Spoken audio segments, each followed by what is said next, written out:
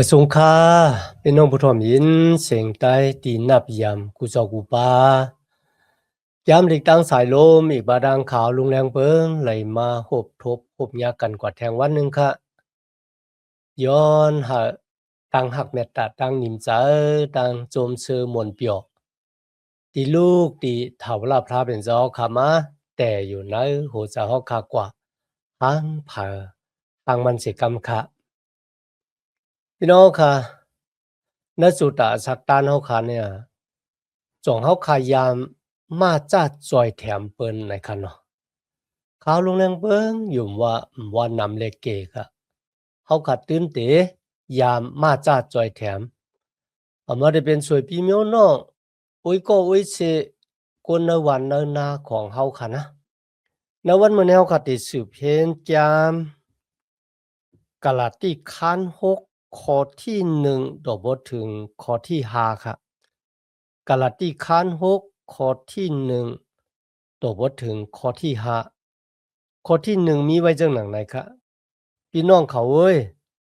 บ่สิก็สิโกนเลยเฮ็ดพิเทศเปิงกว่าจึงสู่เจออันอยู่ภายวิเงียนเจ้านั้นอ่อนกันป้าดางจากอันนิมสิมชาแต้มเสแลซอยแถมก็นั่นเฮามันขึ้นตังมันอยู่ต้าตีโตสูก็หนังหือตักอำไลขามดังอันโจกว่ากันเนอเปียดจึงไว้สติตาวันที่ปนมาเฮาค่ะเลยเห็นอาเกียววิเงียนเจ้าเก่าเมียวนะคะเนาะอาเกียววิเงียนเจ้าเนี่ยมันเหมือนจะเป็นปุกไว้ค่ะนะตั้งหักว่าตั้งโจมชื่อมนเปียวตั้งนิมสิมว่าตั้งอันเยินซีเจอว่าตั้งอันมีเจอเจอยาว่าจังอันมีโหเจอแค่แต้มหมอทิ้งตัวเจ้าเก่าอ่ะตั้งซื่อๆโยอ่ะนะคะเนาะ อันนั้นเป็นอเกียววิญญาณกำในสลับพอรู้ว่าลูกล่างตะเปเจ้าเวงกะละตีที่สูดังหลายมีอเกียววิญญาณนั่นน่ะอย่าให้มันมีอยู่หลายๆหลอกๆรู้ไล่เอามาเฮ็ดให้มันเป็นอเกียวต่อลูกล่างตะเปเจ้านังกันน่าจือเจ้าเวงกะละตีในคันเนาะที่ในสลับพอรู้ว่าน่าจือเจ้าของพระเป็นเจ้าในคันนะเมื่อเฮาขาเกิดมาน่าเจ้าคริสต์เฮาเป็นคนซื่อต่อ เขาเลยครับตั้งเกกชอดย่อมันนำเลยปองว่าจุดาสักตานเฮาก็ติดเต็มโทนย่อก็มีวันคิดเปิงกว่าในมันเจอนะครับจอมหลังเดียวค่ะเลยเห็นมาค่ะเนาะตั้งโลอันโลเนิ่นเลิศย่างตึกมีอยู่ในจุดอาสาของเฮาก็เปิ้นจังนั้นน่ะเพราะว่าเฮาคันเร่งตั้งโลอันโลเนิ่นเลิศเฮานำแหนมันก็ได้ทิ้งตั้งโลภายวิญญาณมันก็ได้ทิ้งอโกภายวิญญาณ อาศักตันคริยานก็อาเกียวภายวิญญาณก็เต็มป่อมานั่นค่ะนะก็เปือว่าเขาเล่งอันหลุนเนื้อเลือดนำเลยเสตั้งอันเตสุดจับสุดจูวิญญาณมดจังพระเป็นเจ้ากูวันนั่นค่ะนะเล่งภายใจวิญญาณของดูเจ้าเก่านั่นน่ะเนาะเหมือนเจิงที่จุยสู้ว่าเพราะว่าสู้ผัดเพกันตั้งเฮาบ่ได้จังสู้เฮ็ดอีซ้ำไรเห็นเมียวจุยสู้เป็นคือหมักจะปิดเฮาตั้งหลายมันเป็นกิ่งเป็นคามันไหนกันเนาะ พวกกิ่งมันผาดยานกันตั้งคือก็กิ่งนั่นก็หมอหมากไรเนี่ยเจ้าแต่ค่ะกุ้ยกะดินให้ค่ะสลับว่ารูปปันแห้งหาเขาเอาอากิวผายวิ่งเงินก็ที่อยู่ผายวิ่งเงินในค่ะนะโหลไลตั้งอากิวผายวิ่งเงินนะจอยแถมพี่น้องเฮาที่เขาพิษเปิงกว่าที่ในลาถึงมือเฮาคะกว่าทบหญ้าโกนที่เลยพิษเปิงกว่ากันนะเขาเฮ็ดพิษกว่าเนี่ย ที่นั่นเลยปองว่าเขาเฮ็ดบัวระแปดใหญ่บัวระแปดโหลงก็มจังเขาคันนะมันเหมือนจังเฉยเฮ็ดก็ว่าไรนั่นก็เปิดทางอ่อนๆเนื้อเลือดของตูเจ้าเก่าเลยเฮ็ดผิดกว่าก็ว่าไรเมื่อเขาเลยเฮ็ดผิดเปิงในบัวระแปดเขาล่มลงกว่าบ่แน่จังเขาค่ะที่เป็นกฎที่อยู่ภายวิญญาณเนี่ย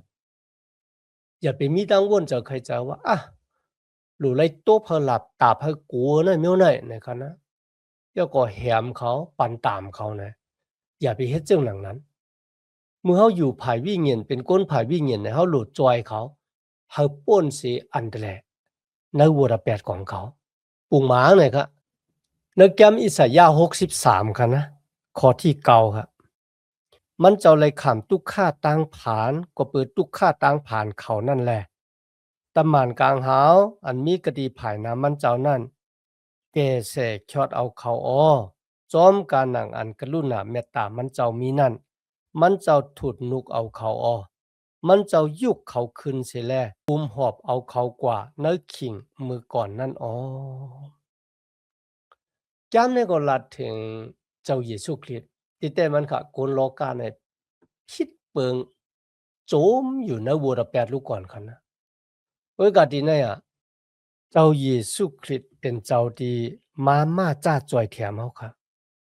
ก็เปิดสังฆาละบ่เนี่ยจังก็เปิดเจ้าเยซูเนี่ยเต็มเลยวิญญาณหมดจางพระเป็นเจ้าเป็นผู้ที่อยู่ภายวิญญาณในแต่ว่าจังหนังไหนก็ได้ค่ะเฮ็ดให้โกนเฮาขาเนี่ยไหลขึ้นแม่ตู่แม่คิงค่ะนะหนองตาตังปิดคุกจัดไหลใหม่จากอุตแปดมันเหมือนเจิงหมักอูดโหลำเวงเนี่ยค่ะนะมันเกินปังลงกว่านะกาปานเนหามีนั่นค่ะนะ เขาขึ้นก่อขึ้นมากขึ้นครับอันนั้นก็สลับว่ารูปปันเอ็นปันแห้งพี่น้องเมืองกะลัดตีมือมีโกนร่วมลงกว่าเนี่ยอย่าเป๋จี้นิ้วตำตานั่นก็จีอย่างปันตามแล้วก็ขี่เน็กเต็กเตียงเขาเถียงแบดเขาในอย่าให้เป็นเจ้าหนังนั้นเขาจอยแถมกันตาเพราะว่าสู่เป็นก็ดีอยู่ภายวิญญาณจะมีเกี่ยวภายวิญญาณหลายๆก้อยค่ะนะก้อยกะเขาปองเฮ็ดจอมหนังที่เฮามีในเขา มีวันหนึ่งค่ะเสี่ยฮอตลาป้าหนึ่งค่ะนะเขาเป็นเสี่ยที่มีชื่อเสียงดี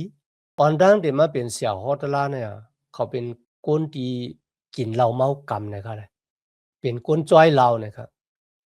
ว่ายเสียนั่นนะเขามาหับท่ามนาการพระเป็นเจ้าเลยทบตั้งหยับผืดลายสำลายเบิงขึ้นหนึ่งค่ะเขาขึ้นกว่ากินเหล้าขึ้นค่ะว่ายเสียเขากว่ากินเหล้าเยอะกว่านะเขาก็เจอเลขข้อขมค่ะกำเลยนะอ่า ก็เป็นลีอายอะนะก็เป็นเสี่ยโฮตลาก็หนึ่งก็เบอสังเขาซังขึ้นไหวนากว่าจูอาซาเก่าเตียนลีหังเอเสร็จนะครับก็มกึ่งทึกกึ่งตันที่ไปเป็นเสี่ยโฮตลาเทียงเอาเนี่ยในวันนั้นค่ะเขาห้องพี่น้องนะจื้อเจ้าค่ะนะที่เป็นกอมตีในมาวเขาลาดที่พี่น้องนะจื้อเจ้าคาย้อนอะขว้าง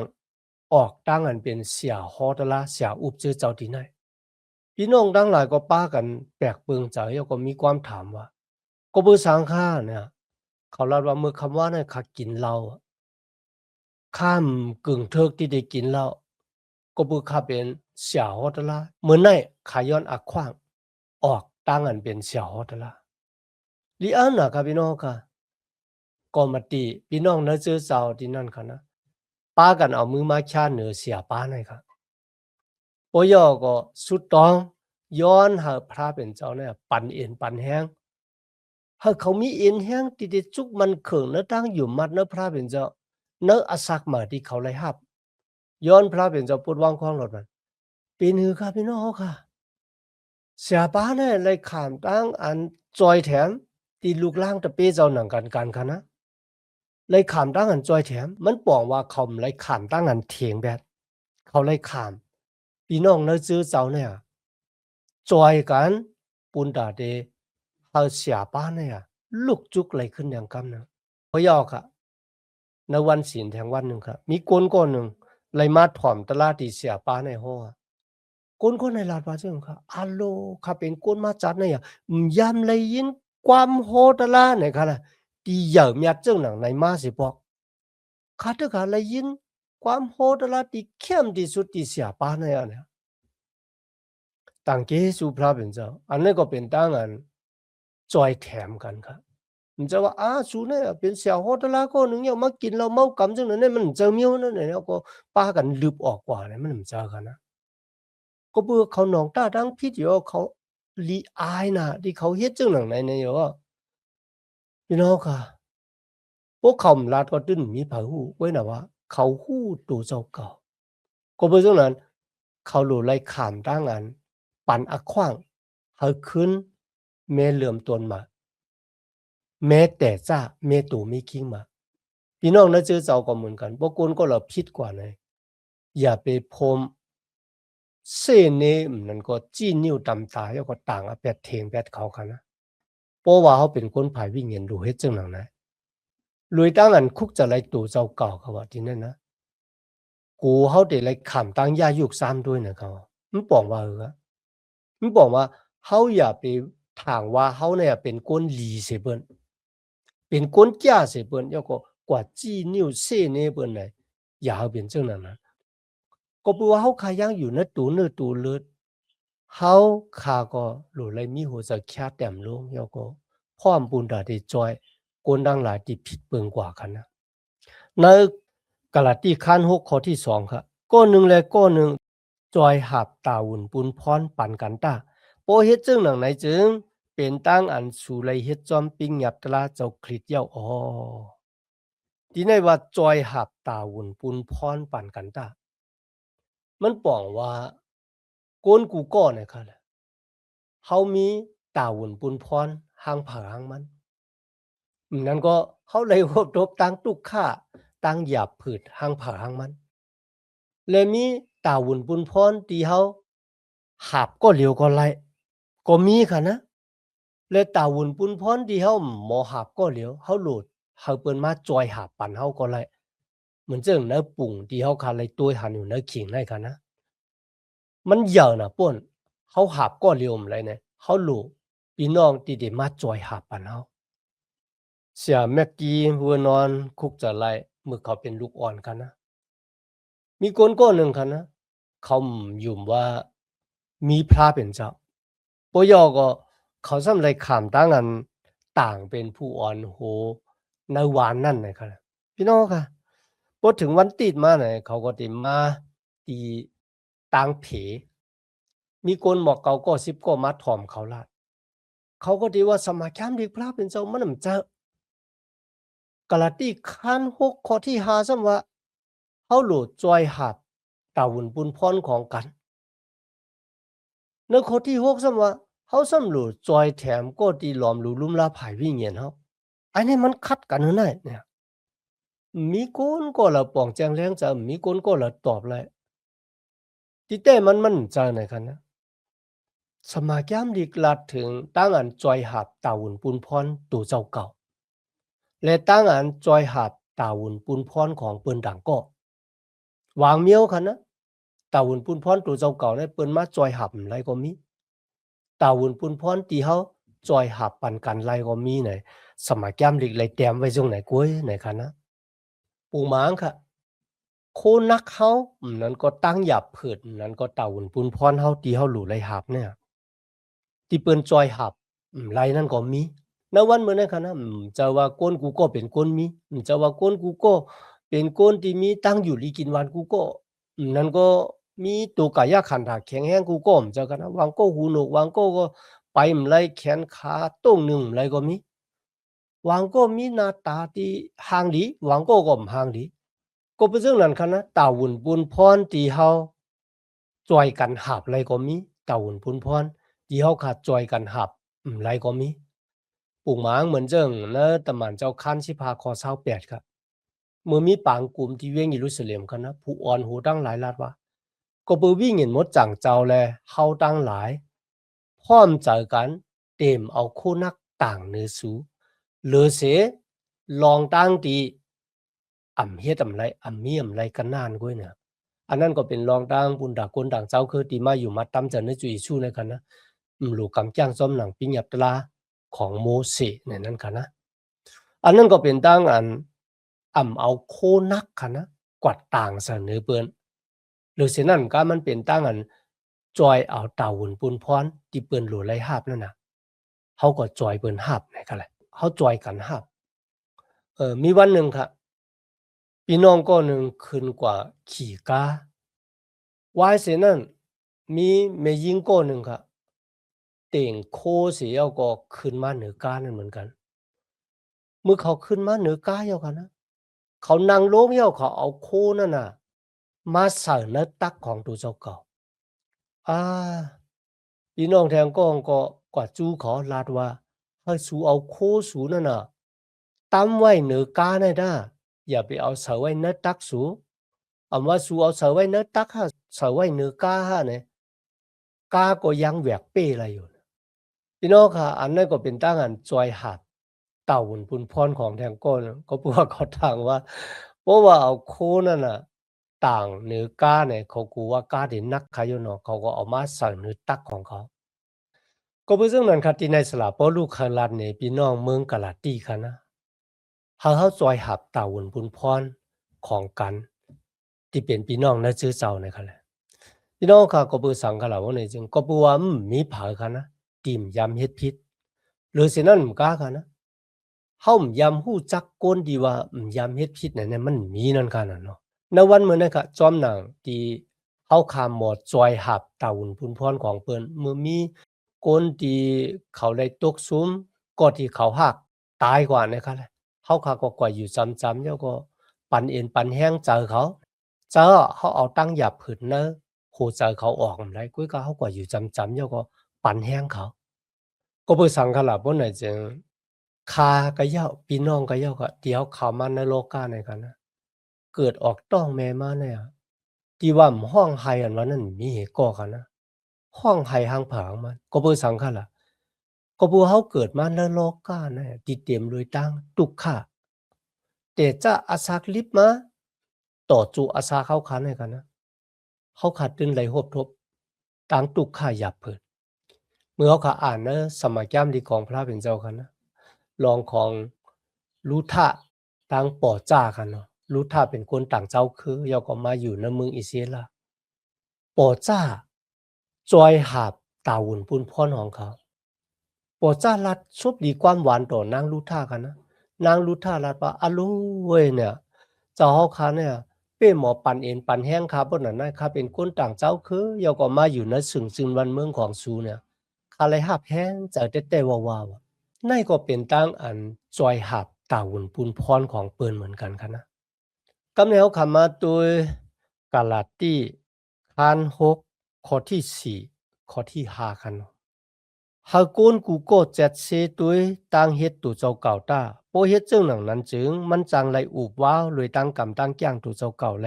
กำเจอแตกตึงกันตั้งกำตั้งแก้งเปิ้น ลองมันจำโกนกูก็ตักไหลหับโคเผยโคมันอ๋อทีนี้เลยลาถึงเขาขัดเจ็ดซีด้วยตู่เจ้าเก่ามันจะว่ากอดแตกกันตั้งปืนไหนกันนะเมื่อลาถึงโคนักเนี่ยมันเป็นเหมือนเรื่องของนักเดียวค่ะเอากว่าต่างเนื้อก้าเนี่ยค่ะเลยกำในลาถึงโคนักนั่นก็เต่าหุ่นปุนพรตีเฮาคำจางจอยปืนหับ มีสังขารบ่เนี่ยจึงจอมนางที่พี่น้องคาเลยหันในปุ่งหางในกันนะนางยิงดีแต่ปฏิกสันเทอันนี้เป็นตาหุ่นปุนพรของเขาหางกุ้ยค่ะนะเฮาคาเคยกว่าหาแป้นเมเฮาสวยปีมิวน้องเฮาเสียตาก็มันเอาตาหุ่นปุนพรต่างกันนำได้มันเป็นตาหุ่นปุนพรของก็หลายก็นั่นมีวันหนึ่งค่ะเสียป้าหนึ่งเขาหันลูกยิงของดูเจ้าเก่าอยู่มลีกันนะเขาป้ากว่าจูเสียมอยาตัวมันไม่แต่ไม่ว่าเขาก็ไม่เจอแกเขาว่าเจิงครับบ่เป็นไรเด้อข้าใครเป็นใครเป็นนาวต่างลูกค้ายว่านั่นค่ะตาหุ่นปุนพรเมียวเนี่ยมันก็เป็นต่างกันไรกันนะพี่น้องค่ะอันนั้นก็เป็นโคนักที่เฮาหมอจอยหาบต่างกันไรกันนะมีคนก้อนหนึ่งกันนะที่เขาอยู่มัดเนื้อพระเป็นเจ้ากันนะเมื่อเขาจำติตายเขาว่าเจิงก็อะโลมื้อเหลียวเนี่ยข้าตึกข้าติยางเข้ากว่าเนื้อตั้งรับสิ่งที่ลีกูนะครับว่าแต่เขามันเป็นตั้งรับสิ่งที่ลีกูค่ะนะตั้งตายเพราะว่าเขาบ่รู้จักว่าวายสิตายเอาดีกว่าติละก้อยก็เขาคัดที่เป็นลูกหลานตะเปเจ้าเยซูไลเปียนี่เขาขายว่าวายสิตายเอามีแทงอาสากหนึ่งและติมืออยู่ที่ละเนี่ยมันเจ้าก็ปันกติสัจจะที่เขาขาไว้ค่ะนะมีคนก้อนหนึ่งค่ะมีชื่อว่าจอห์นเฮเนี่ยค่ะนะเขาเลยแต้มหลังกาไว้นะครับล่ะที่ซับแรงรองของต่างตายค่ะนะเขาลาดว่าณอะขิงที่มีต่างโจมซื้อมนต์เปี่ยวเนี่ยมันเป้ปอดนะครับว่านะอะขิงตั้งโจมซื้อมนต์เปี่ยวเนี่ยมันป่นกว่าไว้น่ะเดี๋ยวก็คำขึ้นที่เหงาแหงวนั่นน่ะมันก็กานเข้ามาหาเขาที่พักดูนั่นน่ะมีม้าสีขาวจุกอยู่นะครับนะ ป้าปุนตาที่ป้าเฮากว่าที่แหลนลินที่เฮายามฮู้จักไหนเขาก็บ่ซึ่งไหนก็มือตั้งตายมาฮอดแผ่วถึงเฮาคันเนี่ยคาก็ยาวพี่น้องก็ยาวเฮาคัดติไลกว่าซ้อมมันหางกุยเฮาคันนะมีคนก็ละหับเอาเตาอุ่นปุนพรต่างเฮาคันแหละหรือสินั้นก็เนอสมัยแกมลิกมีไว้คันนะซ้ำแถวลองหนึงค่ะที่เฮาคัดที่เอาเตาอุ่นปุนพรต่างกันนำไรอันนั้นก็เป็นตั้งอันโกนกูก็ติเลยกว่าจุกอยู่ต่อหน้าที่จีอย่างปั่นตามมันมี2ตีคันนะตีหนึงปุนตาลูกล่างตะเปพระเป็นเจ้าจีอย่างปุนตาได้ข้ามเอาอมวยข้ามเอาสู้ในค่ะล่ะสู้สลับผู้กุ้ยก็ตีจีอย่างแทงตีหนึงปุนตาได้จีอย่างปั่นตามปือถืมลงกว่านะหมอไผงะลายหลวงอันนี้ก็มีคนก็ละเอาเต่าอุ่นปุนพรต่างกันเลยในสมัยแกมเลยแกมเปียติคันเช้าคันนะอีกบาดัง2ก็เด่นทุกคันหาข้อที่10คันเนาะก็บอกว่าโกนกูก็ติได้กว่าပြตัวอยู่ต่อหน้าปลางของจุเยซูคริสต์ปุนตาโกนกูก็ติได้ขามตั้งอันสีอย่างจอมนางตั้งเฮ็ดตัวเจ้าเก่าเมื่อตึกอาศักลิบอยู่ในตัวเนื้อตัวเลือดในว่าเฮาเฮ็ดหลีเนี่ยเฮาเฮ็ดหมึกในคณะในโรมาคัน14ข้อ12ก็มีครับก็เพราะฉะนั้นนะครับโกนกูก็หลู่ไรกว่าต่างเปียลองต่างของตัวเจ้าเก่าต่อพระเป็นเจ้ากาลาติคัน6ข้อที่7อันนี้ก็ลัดเหนียวเขาว่าเขาติเป็ดเหรียญพระเป็นเจ้าเลยเขาหวานนี่สังลงกว่าเขาก็ติเลยปาดเอาถือเอานั่นเขาติเลยปาดเอาถือเอาลองดังที่เขาหวานลงกว่าเขาหวานหมักคือเขาเก็บหมักคือเขาหวานหมักน้อยเขาเก็บหมักน้อยกันนะเขาเฮ็ดหลีเขาเฮ็ดให้เนี่ยวันนั้นนะเขาติเลยจุกอยู่ต่อหน้าพระเป็นเจ้า1โยฮันคัน1ข้อที่7กันนะกุยกับพวกเขาอยู่ในต่างแรงเหมือนเจ้าหนังที่มันเจ้าอยู่ในต่างแรงเขาก็มีดังศึกษาจำใจซ้อมกันลวยเลือดเมียดของเจ้าเยซูสุกปอดล่างบันเขาป้นเสียวัวระแปดตั้งเสียงดังหมดนะครับมีพี่น้องคริสเตียนก็องรัดว่าข้าเป็นคริสเตียนข้ามีวัวระแปดถ้าเป็นคริสเตียนข้ามีวัวระแปดก็ไม่พอเขาคำว่าอ่านแก้มยากูคัน4ข้อ17ค่ะนะก็พูดซึ่งดังนั้นว่าปกนก็เลยฮู้ว่า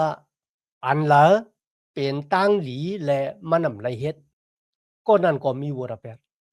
พี่น้องข้ามีคริสเตียนก็ละที่ฮู้ว่าอันนั้นเป็นรองหลีเขาฮู้ค่ะนะว่าอันนั้นเป็นรองหลีกุยกะเขาไรเฮ็ดนำแต่นำว่าก็เพราะฉะนั้นอยากกุบลาดไว้ว่าฮู้ว่าอันนั้นเป็นรองหลีย่อมเฮ็ดอันนั้นน่ะเป็นวัวระแปดกุยกะเขาตั้งเกจูพระเป็นเจ้าค่ะนะที่พระเป็นเจ้าพร้อมบุญได้ปุดวางควางรอดปานเฮาตาสิเมื่อเขาอ่านในแก้มสลาม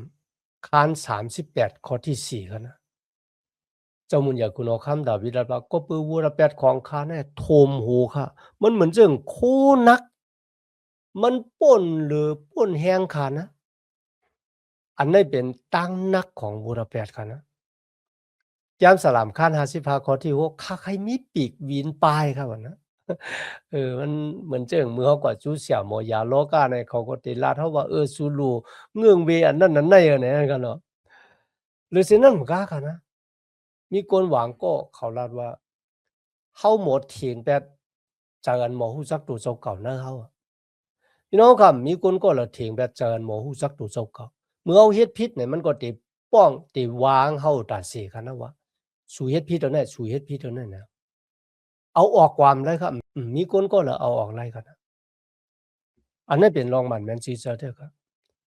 กุยก็อย่าไปผมเสียงสุดตั้งมุงมองก็บ่ว่ามีอยู่ผู้หนึ่งค่ะนะที่จอยเฮาเอาวัวตะแปดที่อยู่นะอาสาเขาในออกกว่า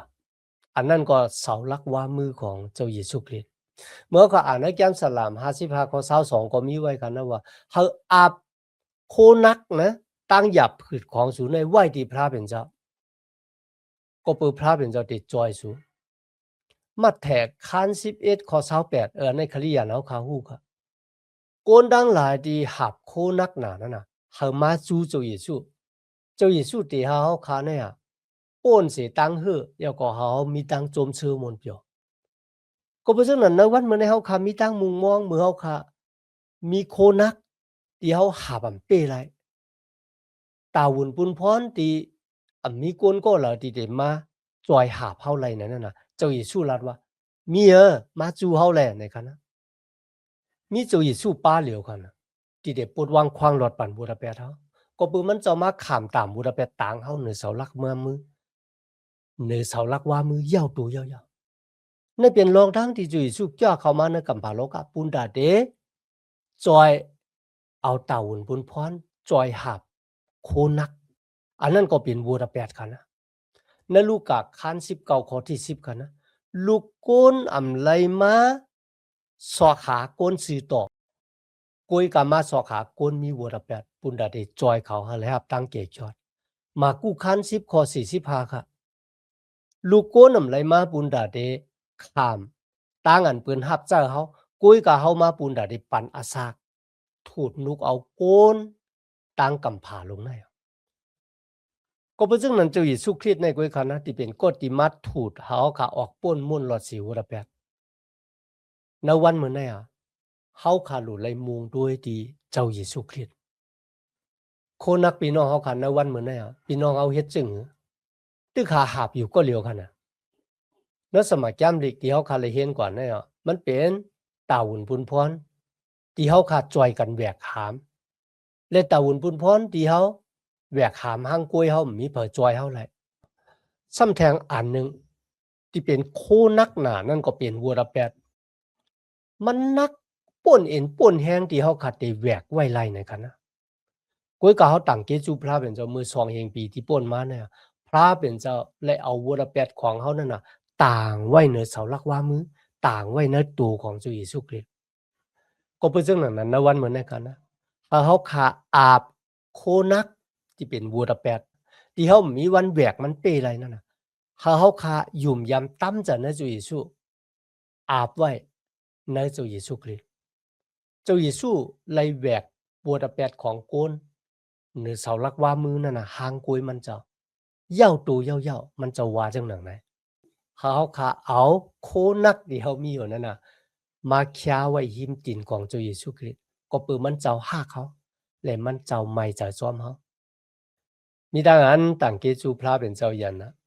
ที่เขาขามาเห็นจามหลีกกว่าซ้อมกันตัววัดถึงไอ้เขียงเขาขาดสุดเสียงกว่าในวันเมื่อไหร่คันเนาะย้อนหาตั้งหักเมตตาตั้งนิมเสาตั้งโจมซื้อมนเปียวที่ลูกดีเถาลาพระเป็นเจ้าขามาแต่อยู่นะหัวเจ้าขากว่าหางผาหางมันสิกรรมค่ะมาสุงคา